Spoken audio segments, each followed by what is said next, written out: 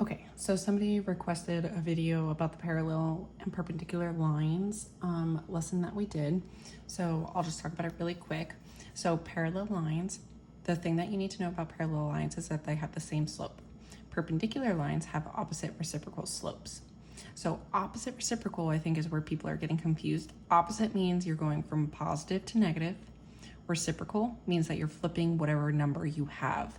A fraction of 1/2 becomes -2, from positive to negative, and then from 2 to 1/2. So an example of this, if my original slope, just a quick perpendicular thing, if I have a slope of 1, the opposite of positive is negative. So my new slope's no matter what going to be negative. And then the reciprocal of 1, if I make this into a fraction, any number that you want to make into a fraction, you just put it a denominator of 1. If I flip 1 over 1, it becomes 1. So the only thing that really changes from this is it goes from positive to negative. Another example would be like if my original slope was -4. My new slope has to be the opposite reciprocal of that. Opposite meaning from negative, my new slope will be positive. The reciprocal, if I flip this fraction, 4 is a whole number. If I make it into a fraction, I have 1. My new slope, if I flip that, is technically positive 1/4.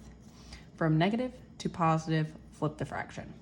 So these are 2 quick examples. So we're going to do 2 problems from your actual homework assignment, which is workbook page 53. It tells you that 1 through, I think, 9 states that they're parallel to the line given and passes through the point that's also given. So this is the equation that's given, this is the point that's given. If it's parallel, that means that they have the same slope. You're using slope-intercept form, which is y equals mx plus b, unless it starts in standard form, and then you have to rearrange it. But in this case, these are both given in slope-intercept form. So I'm looking at this value right here. That represents the slope. So in this case, I have y equals m is right here, x plus b. The m in this case is +1. So my slope that I'm using, because they're parallel, they have the same slope, the m value I will be using is 1. I'm given a coordinate point. So this is going to be my coordinate point that I'm still using. This is going to be x1 x sub 1 and y sub 1. Since I'm given a point and the slope, I have to start with point slope form, which is y minus y sub 1 equals m multiplied by x minus x sub 1. Now I'm plugging in my values. So the first y does not have a sub number, so that stays the same. Bring down my minus sign. Y sub 1 is +2. Equals m, my slope is 1 because it's parallel to that original line. In parentheses, keep the first x minus x sub 1. X sub 1 is what I'm plugging in. X sub 1 is -4. If I am minusing a negative number, that means I'm really adding the 2 numbers together. So I'm going to make this into a plus sign. So now what I have to do is rearrange this into slope-intercept form. I'm going to distribute the 1 into the parentheses. 1 times x is 1x. 1 times +4 gives me +4. So now I'm going to move the constant that's on the left and move it to the right so I can isolate the y. The opposite of minusing 2 is adding 2. So I add 2 to both sides. Constants go with constants. Y equals x plus 6. I don't think you have to graph this, but I'm going to graph it anyways, just in case you need a quick explanation on how to graph. This is the b, that is the y-intercept. That's where I begin on the graph. Since it is a y-intercept, I start on the y-axis, which is right here. This is x. So I'm going to have to start at +6. So 1, 2, 3, 4, 5, 6. So I'm going to start at 6. My slope is how I move. That's right here. That is 1. This is the actual answer though. So my slope is 1, so that means I have to rise 1, run 1. My graph's not big enough. I didn't make it that big, so I'm going to use the same slope to work in the opposite direction. Instead of going up one and right to the right one, I'm gonna go down one and back one.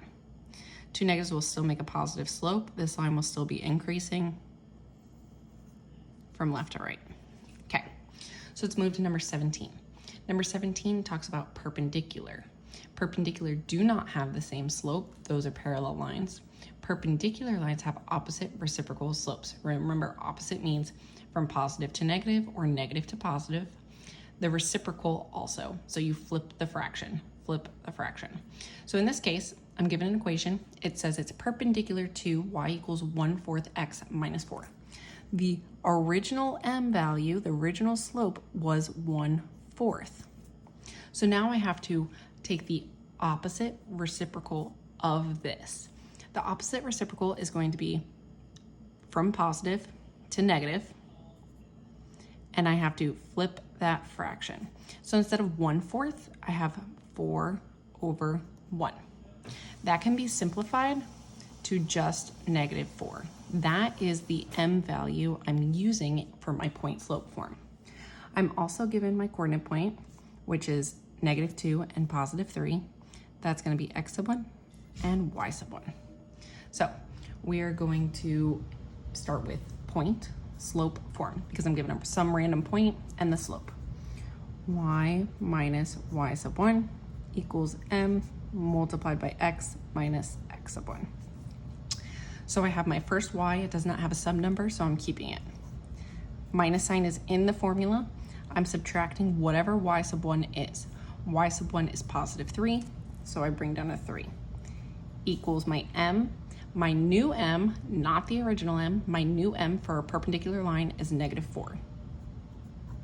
In parentheses, I have the first x, does not have a sub number, so I keep it, minus x sub 1. X sub 1 is -2. If I have a minus sign and a negative, that means I'm really adding them. When you minus a negative, it becomes a plus sign because you're really adding. So now I have to get rid of my parentheses. I'm going to simplify this, distribute that -4 into both terms.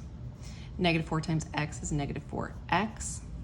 -4 times +2 makes -8.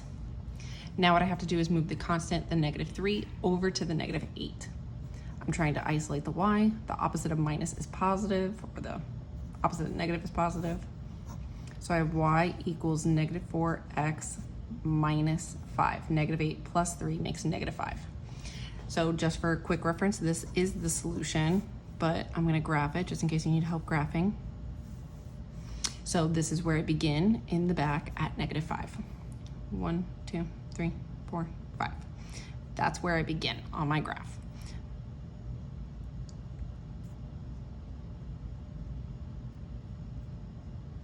My slope is -4.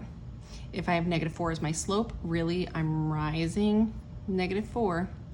I'm running +1. So I'm going down 4 over 1. So I cannot go down 4 anymore. If you had a bigger graph, you could. But if I were to plot this still, eyeball it, it'd be somewhere like over here. So I'm using that same pattern to move in the opposite direction. Instead of going down 4 and forward 1, I'm going to go up 4 and back 1. It's still going to create a negative line. 1, 2, 3, 4. 1, 2, 3, 4. You just have to make sure your slope is pointing in the right direction. My new slope is negative. This is decaying. Originally, this slope is positive. It is increasing from left to right. Hopefully this helps you. Have fun in your homework. Good luck.